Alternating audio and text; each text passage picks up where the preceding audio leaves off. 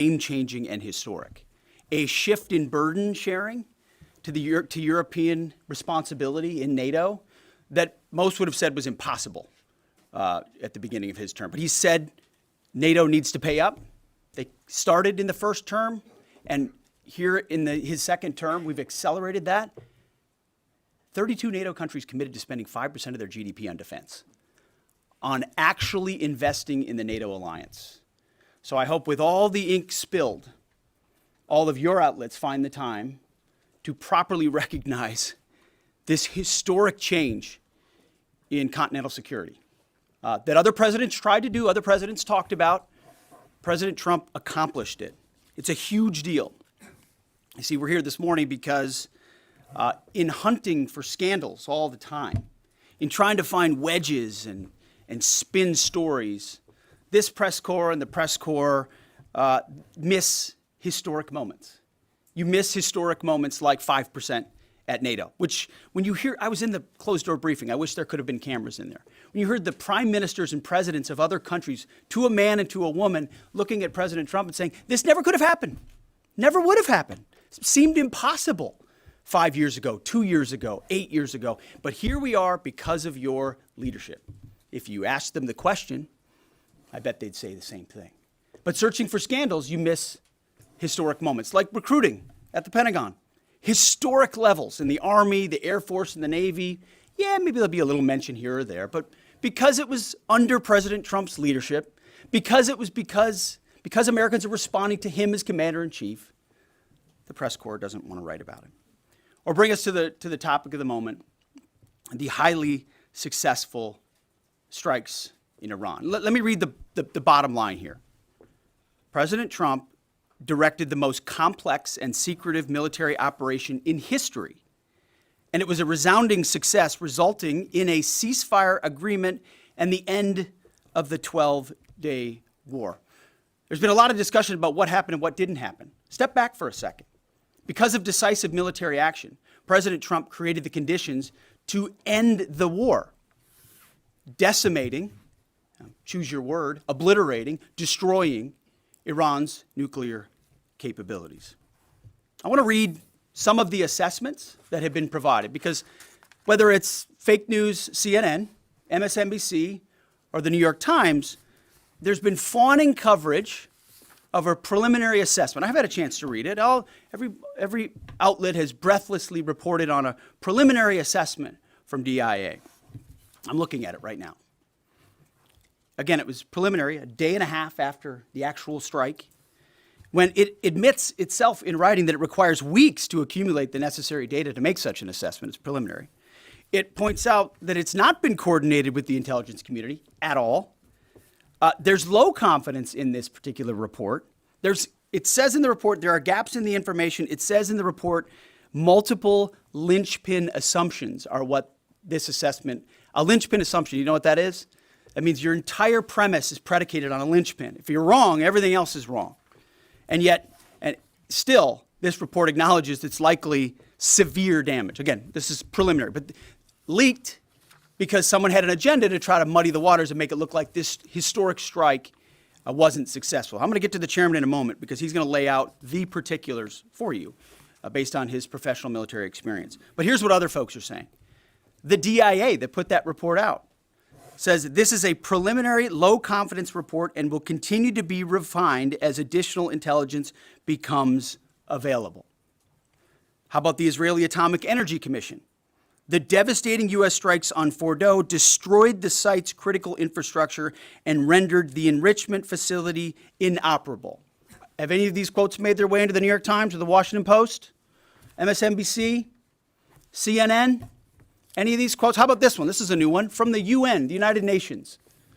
No friend of the United States, or certainly Israel often. Here's the head of the UN Atomic Energy Agency this morning, Rafael Grossi. U.S. and Israeli strikes caused enormous damage to Iran's nuclear sites. Don't take my word for it. How about the IDF's chief of staff?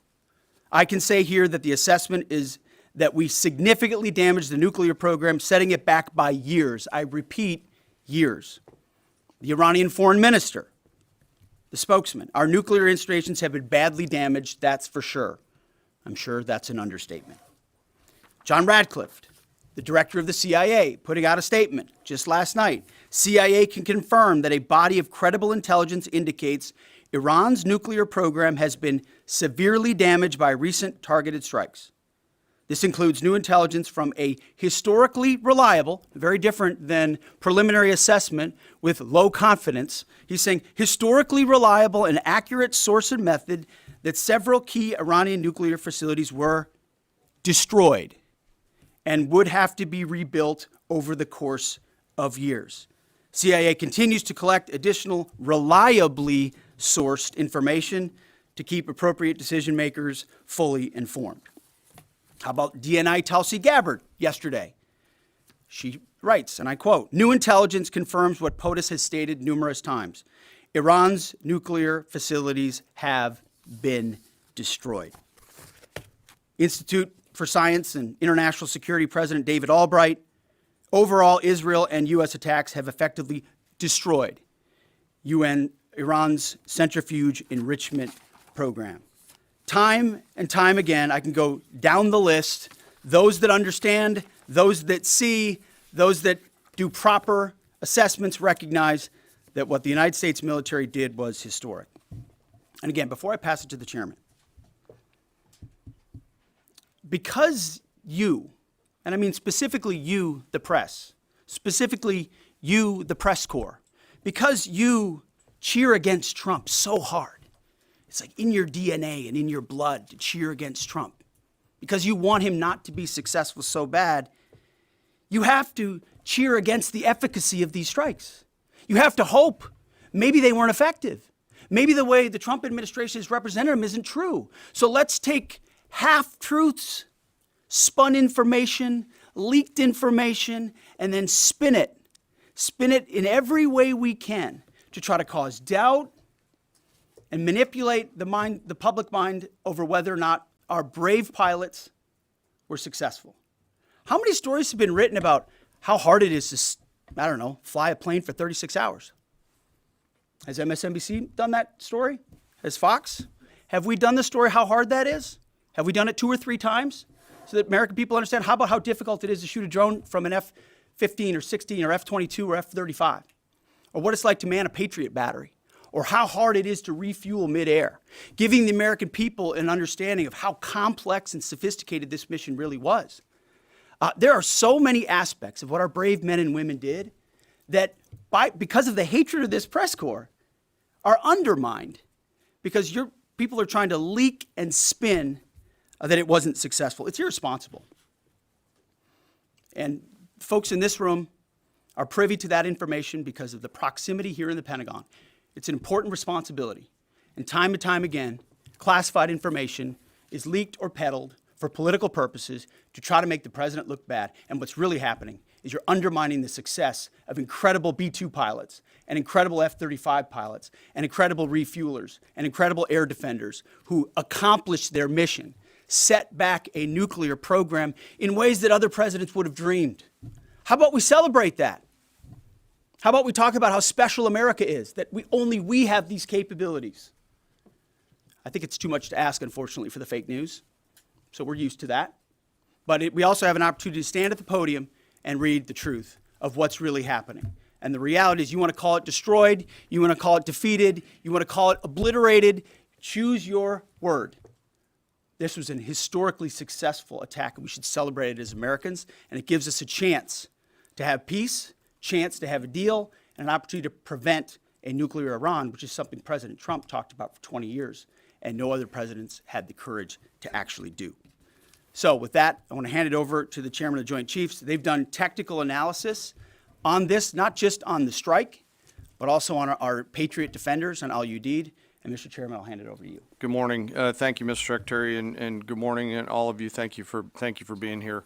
As a follow-up to my comments on Sunday's press conference, I wanted to give you a few updates this morning on something I'm honored to do as the chairman, and that's a chance to get to talk about some of our service members and the incredible things that they do on behalf of our nation. And I apologize ahead of time for the length and the detail.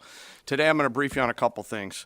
First, I'm going to talk about our air defenders at Al Udeid in Qatar and their actions on Monday. Then I'm going to walk you through a little bit about the academics that went into the attack against Fordo, the massive ordnance penetrator weapon, and we're going to show a video that highlights the effects that weapon has. Of course, nobody was down inside the target, so we don't have video from the target. First, on Monday, as the president has stated, on Monday morning we began to receive indications and warnings that Iran intended to attack U.S. bases in the region. That morning, building on the work that CENTCOM Commander Eric Kurilla had done, and on the orders of the president, at Al Udeid Air Base in Qatar and around the region, we assumed a minimum force posture.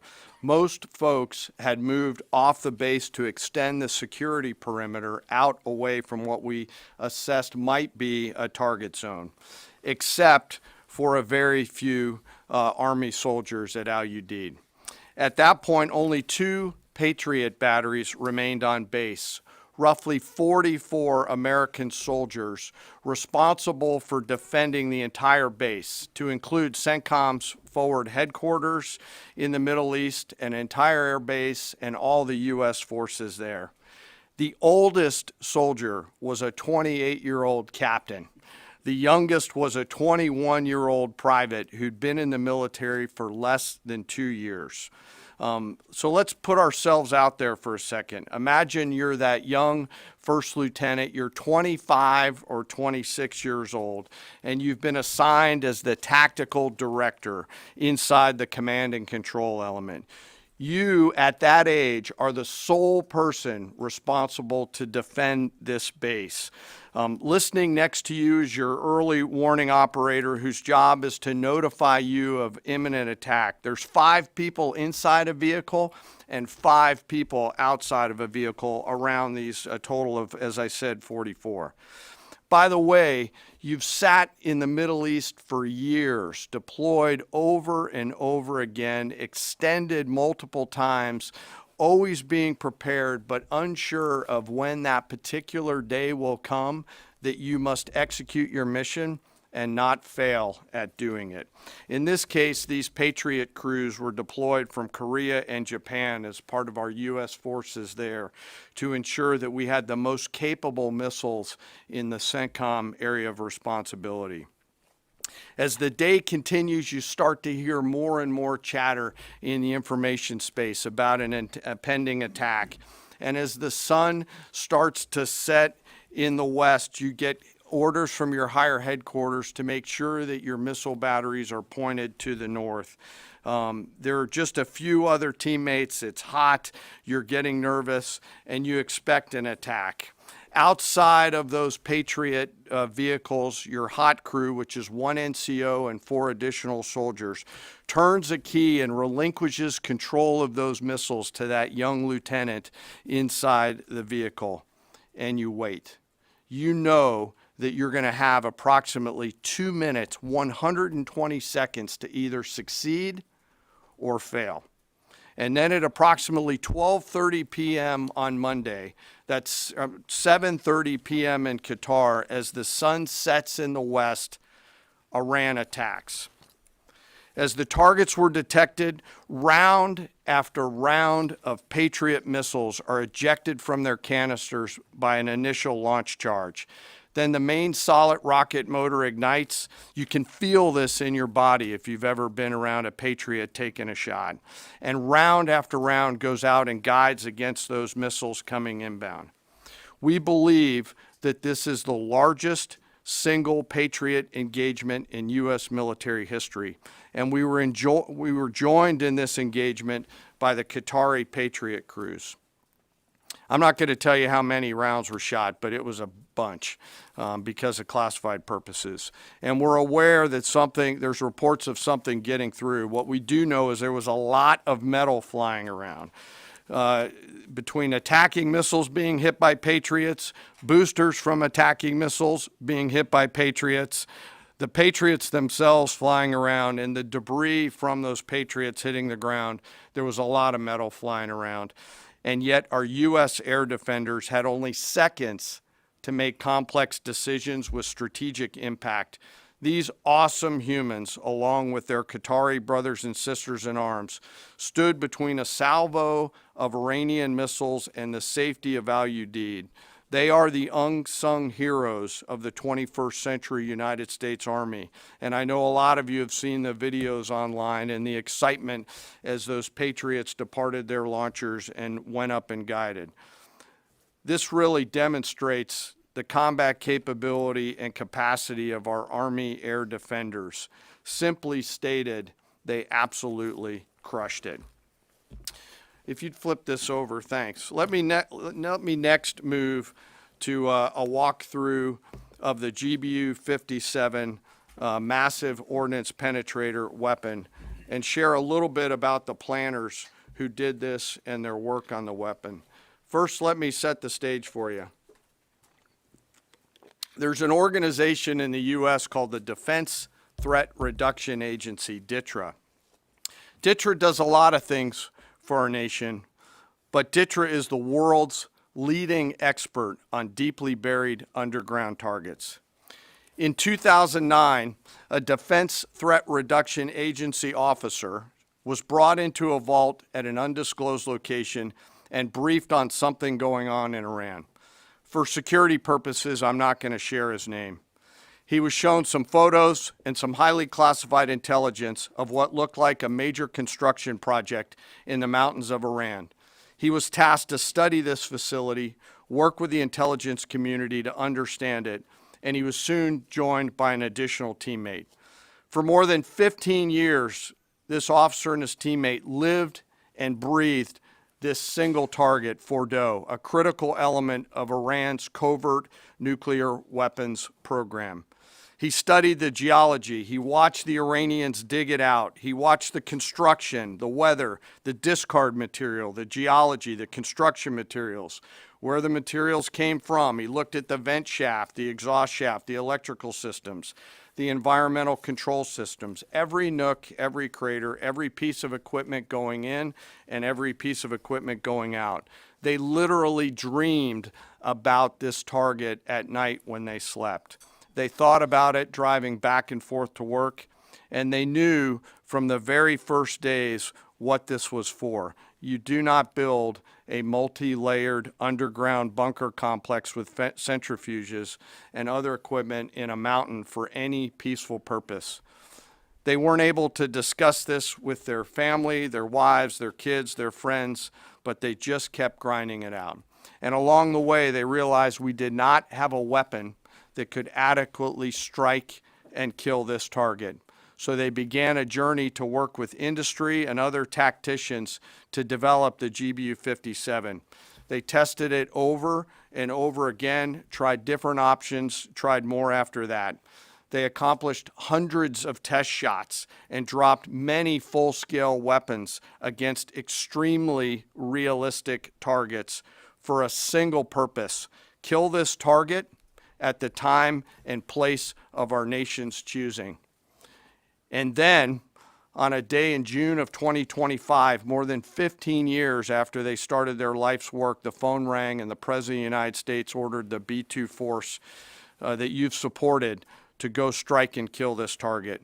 Yesterday, I had the incredible honor and privilege of spending time with these two Defense Threat Reduction Agency officers who've given so much. One of them said, quote, "I can't even get my head around this. My heart is so filled with the pride of being a part of this team. I am so honored to be a part of this." To you both, thank you, and thank you to your families.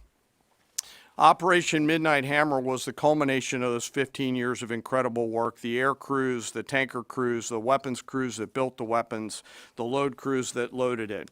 Before I run through this video today, I want to talk a little bit about weaponeering and what goes into an attack.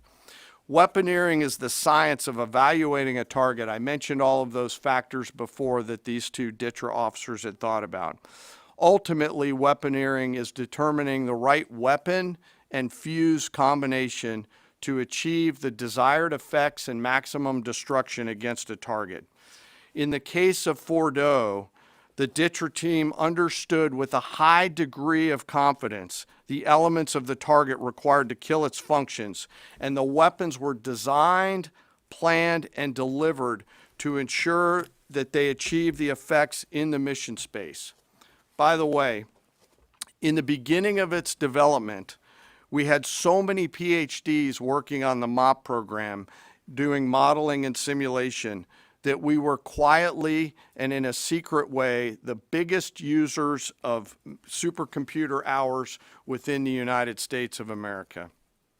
So let me talk about the graphic a little bit. And the GBU-57, which all of you I know is a 30,000 pound weapon dropped only by the B-2.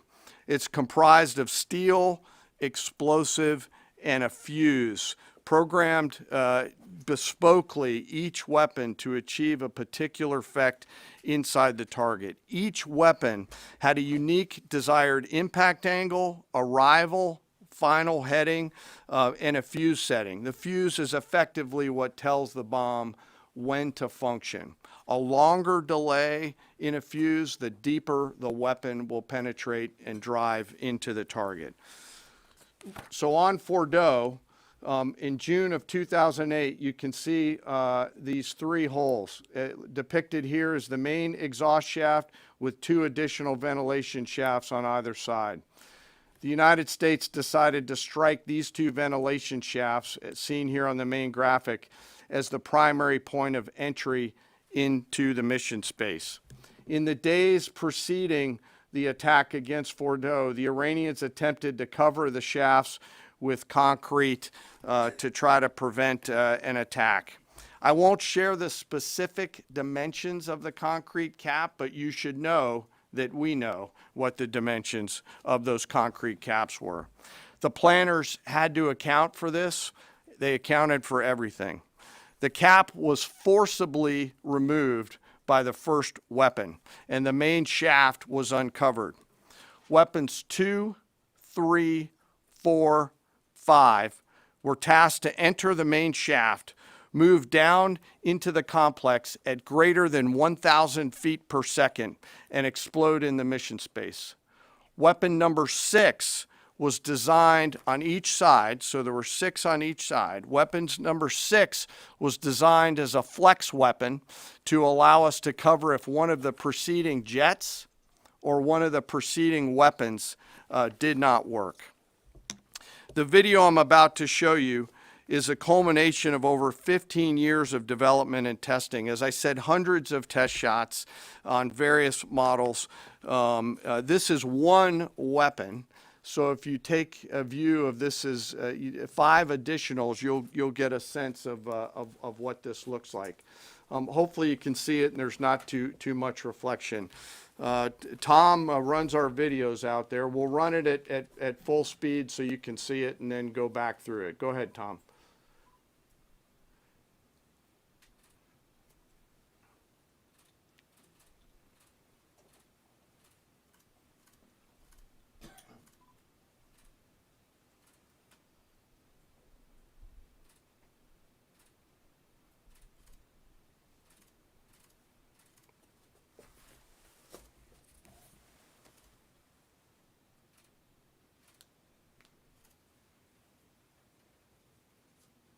Keep it going for a minute. You'll see inside the mission space.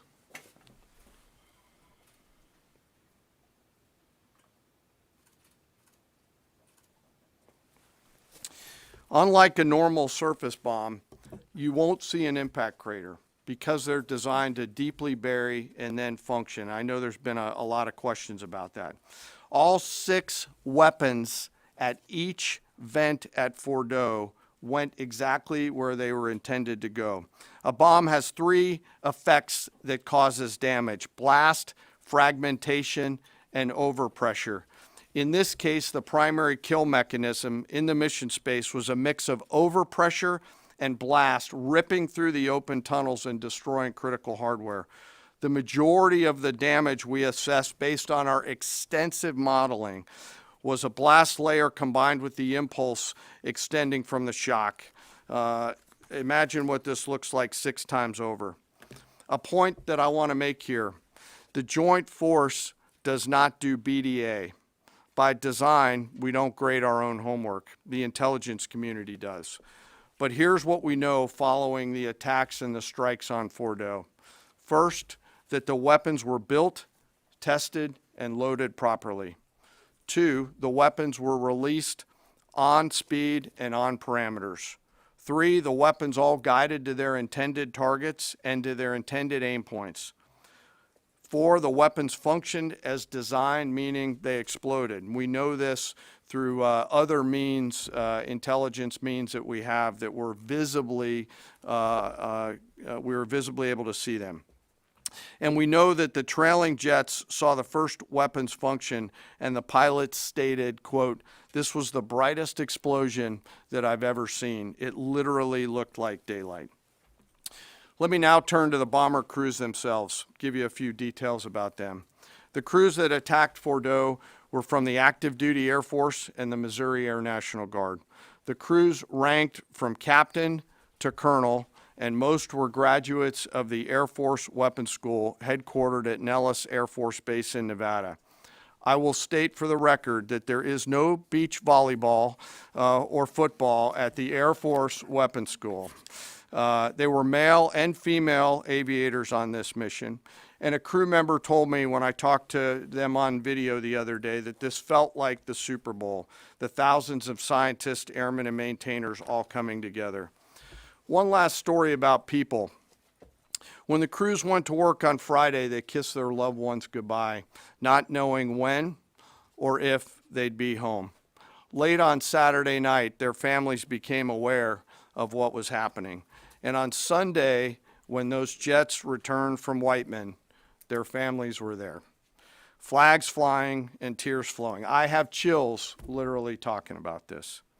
The jets rejoined into a formation of 4 airplanes followed by a formation of 3 and came up overhead Whiteman proudly in the traffic pattern, pitching out to land right over the base and landing to the incredible cheers of their families who sacrifice and serve right alongside their family members. Like I said, there were a lot of flags and a lot of tears. One commander told me this is a moment in the lives of our families that they will never forget.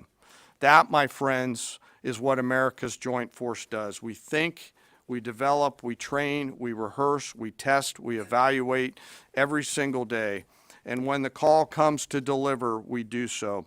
I could not be more proud standing up here today of our Joint Force. I'm filled with gratitude that I get to tell their story. And as we stand here right now, our forces remain on a high state of readiness in the region, prepared to defend themselves. And one last thing, our adversaries around the world should know that there are other DTRA team members out there studying targets for the same amount of time, and will continue to do so. Thank you very much. I apologize for the length. I look forward to your questions. Thank you, Mr. Chairman. I would just thank you, by the way, for that extensive work, the lay down. I mean, even, do you have that laser pointer? Okay. Yes, sir. Thank you, squaring me away as always. I mean, even in just the public reporting, if you see the post-strike shaft of the 3 holes, the vast majority, and fairly so, the vast majority of speculation has been, those are the 3 strike points. When in actuality, what you realize is these are the vents, these are the caps, the first munition took the cap off, and the other 5 went down the center hole, which if you're planning the target, you would want it to be the direct one going to the bottom. These are the types of things that go into the planning for a strike that the Pentagon would not expect the press corps, the American people, to initially understand. So laying this information out is helpful. But it's also why we ask for a beat, for a moment, for a day or 2, the opportunity to tell that story. Because as the chairman said, these men and women that did this mission, They just want to do their job. They're not expecting their story to be told. They're not expecting the glory. They are grateful for the flags and the hugs of family. That's why they do the job. But they also know they were a part of something historic. We know how historic it was. The chairman does. I know. Our staffs know. And so that's why we are, and the president of the United States knows. And that's why it's almost personal when we see the way in which leaks are used to try to disparage the outcome or muddy the waters about the impact of what happened without being responsible with information and allowing the professionals to assess and provide that information just like the chairman did. So thank you, Mr. Chairman, for that information. And we welcome a few additional questions. Yes, sir. General, on Sunday you said final battle damage will take some time. And you also said, I think BDA is still pending, and it would be way too early for me to comment on what may or may not still be there at the nuclear facility. So that was just over 3 days ago. So what has changed? Would you use the term obliterated as well?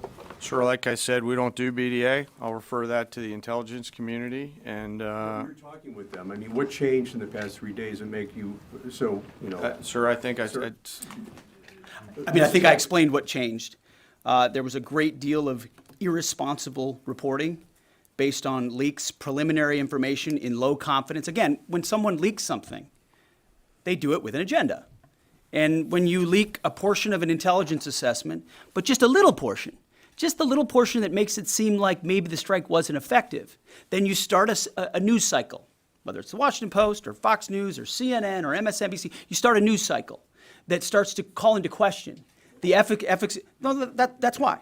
So you bring the chairman here, who's not involved in politics. He didn't do politics. That's my lane to understand and translate and talk about those types of things. So I can use the word obliterated. He could use defeat, destroyed, assess, all of those things. But ultimately, we're here to clarify what these weapons are capable of, which anyone with, two eyes, some ears, and a brain can recognize that kind of firepower with that specificity at that location and others is going to have a devastating effect. So we all recognize there will be days and weeks ahead. That's why yesterday I said, if you want to know what's going on at Fort O, you better go there and get a big shovel, because no one's under there right now. No one's under there able to assess, and everyone's using reflections of what they see. And that's why the Israelis, the Iranians, the IAEA, the UN, to a man and to a woman who recognize the capability of this weapon system are acknowledging how destructive it's been. So that's what's changed. Just 3 or 4 days later. What See, changed? this is a point. This is how difficult it is to actually manage. You just watched a video of what this weapon is capable of. That's where we find our confidence, is in the skill of men and women and the capability of the systems they employed and the recognition so far in the reflections that it was a highly successful mission. sir, I think you could, I'd say go out, the IC should be able to help you answer that question. They look at a variety, as the Secretary has alluded to, we look at a variety of things. I don't do that, they do. All different sources of intel, which I'd refer you to them to get clarity on the end state. So again, I go back to the IC, whether it's Director Radcliffe or ODNI Gabbard. I read the statements at the beginning. They're the ones aggregating the intelligence, and they're saying nuclear facilities were destroyed and would have to be rebuilt over a number of years. Facilities were destroyed. What do we got right here? Sir, you cited a body of credible intelligence to suggest the damage at Fort O and other places. What is that referring to, and when can we see it? I was reading from the CIA director's statement, which came out last night. CIA, again, they do the BDA, they do the assessment. CIA can confirm that a body of credible intelligence indicates, it also goes on to say, new intelligence from historically reliable and accurate sources and methods. Now, you can imagine, the CIA director is going to be very careful about how he articulates things of that sensitivity. Classified, secret, top secret, compartmentalized. He's going to know things that you're not going to know, that the press isn't going to know, and he's reflecting that the sources he's seeing are highly credible. They've given credible intelligence. They or those processes have given credible intelligence in the past, and that's what he's basing it on. Don't you think we need to see that? Do you have a top secret clearance, sir? Eventually, Okay. the American public wants Yes, to see sir. it. Yes. Yeah, you. I wanted to ask briefly just No, if, not you. Checkered shirt. Oh, so Mike Glenn with the Washington Times. Yes, sir. Thanks, sir. Anybody who's ever read a Battalion S2 report after a fight knows that it's usually, the initial report is usually wrong, sometimes grossly so. Has what happened in this incident caused you all to sort of rethink the intelligence process or the dissemination, or do you think it's just a matter, I mean, if the process itself doesn't require any more adjustment? Well, I can tell you what the chairman told me in the Situation Room and reminded us all, which is alongside what you just said, sir, is that the first reports are almost always wrong. They're almost always incomplete, right? Anything, whether it's a squad level operation or a strategic level operation, the initial reflections you get are coming at you at a high rate of speed from a lot of different sources. So your job is to step back and assess them. And that's why we're urging caution about premising entire stories on biased leaks to biased publications trying to make something look bad. How about we take a beat, recognize first the success of our warriors, hold them up, tell their stories, celebrate that, wave an American flag, be proud of what we accomplished. And in the meantime, I can assure you, the chairman and his staff, the intelligence community, our staff and others are doing all the assessments necessary to make sure that mission was indeed successful. Yes, right there. Sir, thank you, Mr. Secretary. Iran has recognized that their nuclear program was indeed severely damaged, but they also said that the U.S. strikes only strengthened their ability and their determination to complete their nuclear program. How do you respond to that, sir? Is that a provocation from Iran? Well, I would say Iran's going to have to say a lot of things right now in order to bolster their image, especially internally. You know, in the media, there's a lot of things they'll say for domestic consumption. But we're watching very closely what they do. Again, that's the intel community. Our job as the chairman, the chairman laid it out so beautifully. Our job is to be prepared. And how proud are you? How proud am I? I didn't know the full story of those men and women 15 years ago who've been pointing at that target. That makes me proud to be an American. That's an awesome story. I hope we can tell more aspects of that in an unclassified way in the future.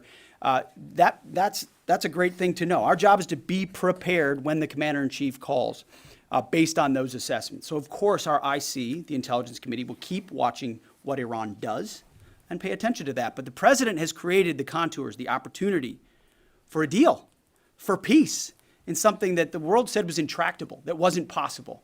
And we got that peace, that ceasefire, that option, because of strength, because of his willingness to use American military might that no one else on the planet can do with the kind of planners and operators that the chairman just laid out. Yes, sir. Right there. Yep. Me, sir? Just a quick question. There's public imagery available saying that highly enriched uranium was moved out of Fordo before the strikes. Is that accurate? Have you seen that? And Mr. Chairman, a question for you. Have you been pressured to change your assessment or give a more rosy intelligence assessment to us by any political factors, whether it's the president or the secretary? And if you were, would you do that? Yeah, well, that one's easy. No, no, I have not, and no, I would not. My job as the chairman is to offer a range of options to the president and the National Command Authority to deliver the risks associated with each of those, and then take the orders of the National Command Authority and go execute them. I've never been pressured by the president or the secretary to do anything other than tell them exactly what I'm thinking, and that's exactly what I've done. And the highly enriched uranium? There's nothing that I've seen that suggests that we didn't hit exactly what we wanted to hit in those locations. That's not the question, though. It's about highly enriched uranium. Do you have certainty that all the highly enriched uranium was inside the Fordo mountain, or some of it, because there were satellite photos that showed more than a dozen trucks there 2 days in advance?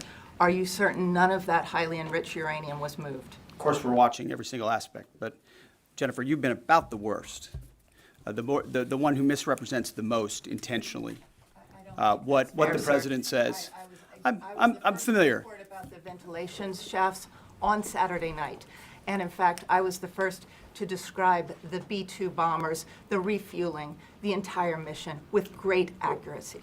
So I take issue with that. I appreciate you acknowledging that this was the first the most successful mission based on operational security that this department has done since you've been here, and I appreciate that.